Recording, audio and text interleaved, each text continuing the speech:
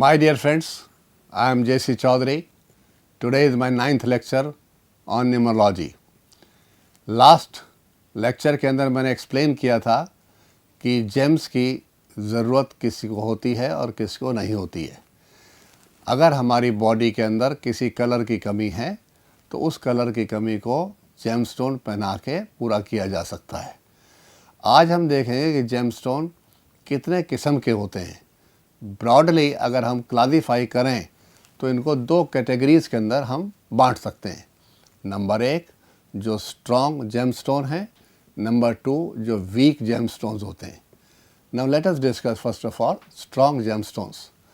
Mostly ये strong gemstones ये sapphire family के होते हैं। ओके अब इस सेफायर फैमिली के अंदर अगर मैं कैटेगरी वाइज देखूं तो सबसे स्ट्रॉन्ग होता है ब्लू सफ़ायर। और ब्लू सफ़ायर आप जानते हैं किसका स्टोन होता है? It is the stone of the Saturn, जिसका न्यूमेरिकल वैल्यू क्या होती है? 8।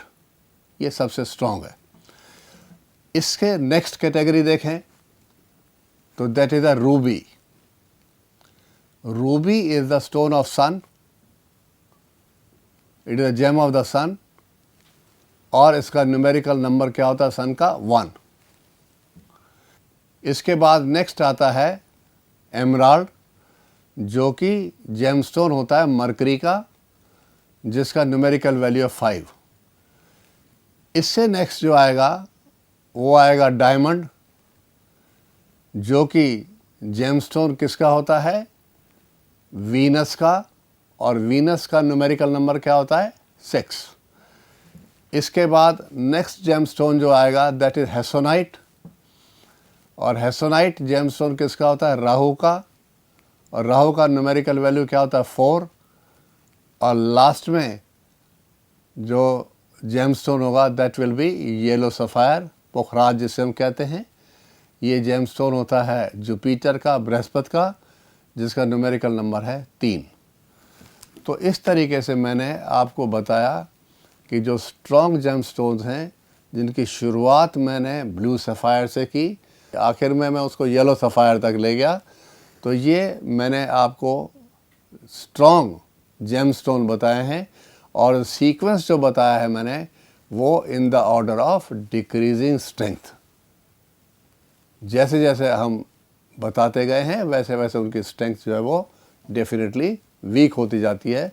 तो इसलिए हम येलो सफ़ायर को सबसे वीकेस्ट कह सकते हैं out of the strong gemstones, और ब्लू सफ़ायर है उसको हम स्ट्रॉन्गेस्ट कह सकते हैं।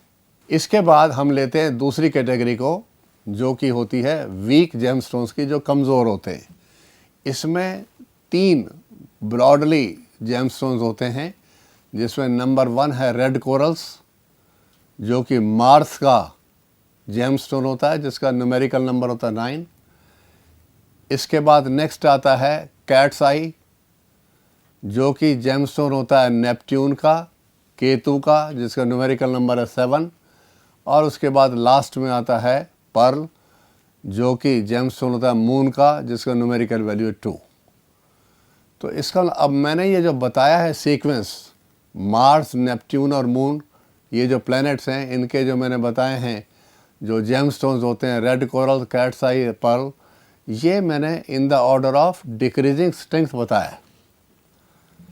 तो प्राइमरली ये तीनों ही वीक जेमस्टोन हैं, लेकिन वीक के अंदर भी सबसे वीकेस्ट जो है पर्ल है, और वीक में जो सबसे बेहतर है वो हमारा रेड कोरल है। तो इस तरीके से हम देख सकते हैं कि कौन सा कलर किसी व्यक्ति की बॉडी के अंदर नहीं है, तो अकॉर्डिंगली उसको हम वो जेमस्टोन पहना सकते हैं। अगर मान लो किसी व्यक्ति की बॉडी में 2 नंबर मिसिंग है, 2 भी नहीं है 9 भी नहीं है, तो ये 2 जेमस्टोन नहीं पहनाओगे इसको, बल्कि उन दोनों में से जो ज़्यादा स्ट्रॉन्ग होगा कंपैरेटिवली वो पहनाया जाएगा। और जैसा कि मैंने बताया 9 जो रेड कोरल्स का होता है, it is more stronger than the pearl, तो डेफिनेटली उस आदमी को हम पर्ल की बजाय we will prefer to give in the red corals. तो इसी तरह से स्ट्रॉन्ग स्टोन्स भी जो मैंने पहले बताए थे आपको, उनमें भी अगर मान लो एक नंबर 5 जो है मिसिंग है किसी के नेम के अंदर, और नंबर 3 भी मिसिंग है, तो 3 आप जानते हैं it is for the yellow sapphire, और 5 के लिए होता है एमराल्ड, और इसमें ज़्यादा स्ट्रॉन्ग कौन सा है? नंबर 5। तो definitely we will prefer for the number 5। और मान लेते हैं उसके अंदर अगर एक भी एब्सेंट है लेटर से, तो फिर हम ना 5 पहनाएंगे ना 3 का पहनाएंगे, बल्कि 1 का पहनाएंगे जो कि रूबी होता है। तो प्राइमरीली हमने ये देखा कि अगर किसी व्यक्ति के अंदर एक से ज़्यादा नंबर्स एब्सेंट हों, तो उनमें से जो एब्सेंट हैं उनके आप देखिए जेमस्टोन क्या क्या हैं, और फिर देखिए इनमें से कौन सा सबसे ज़्यादा स्ट्रॉन्ग है, तो वो स्टोन उसको वियर करना चाहिए। अब ये जेमस्टोन जो मैंने आपको बताए हैं, इनको कैसे वियर किया जाता है, क्या वेट होना चाहिए, किस दिन वियर करना चाहिए, इसके बारे में नेक्स्ट लेक्चर्स के अंदर हम डिस्कस करेंगे। Thank you very much.